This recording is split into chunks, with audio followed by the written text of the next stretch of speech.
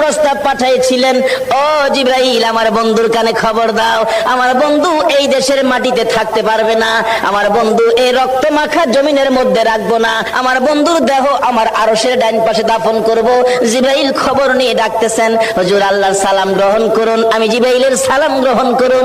আল্লাহর নবী গো, আপনার দেহ মুবারক আল্লাহর আরশের ডান পাশে দাফন হবে, আপনি খুশির সহিত কবুল করুন। আমার নবী কোনো কথা কয় না, দুইটা চোখের পানি ঝরঝর করে ছাড়তেছে।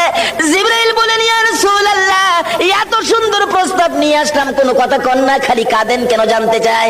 আমার নবী বলেন, জিবরাইল রে, তোমার জন্য খুশির খবর হতে পারে, আমি খুশি হতে পারলাম না, কেন পারলেন না? রে জিবরাইল, আমার দাফন আল্লাহর আরশের ডান পাশে হবে, আমি জানতে চাই আমার গুনাহগার উম্মতের দাফন কই হবে রে? জিবরাইল বলেন, আপনার উম্মতের দাফন এই জমিনের মধ্যে হবে। আমার নবীর কান্না আরো বেড়ে গেছে। জিবরাইল, না না, সইতে পারি না, আমি আরশে থাকবো আর আমার উম্মতেরা এই জমিনে থাকবে, আমার মন মানে না, প্রস্তাব আমি রাখবো না, আমার পক্ষ থেকে একটা প্রস্তাব আমার প্রভুর দরবারে তুলে ধরো।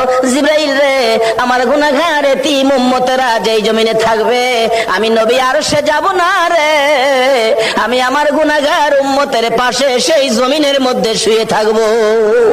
আরে দয়ালো নবী, প্রেমের ছবি আর আসবে না জগতে, আমার দয়ালো নবী, প্রেমের ছবি আর আসবে না। হাসর দিনে উম্মত বিনে, হাসর দিনে উম্মত বিনে যাবে না নবীজি বেহেশতে, দয়ালো নবী, প্রেমের ছবি আর আসবে না জগতে, আমার দয়ালো নবী, প্রেমের ছবি।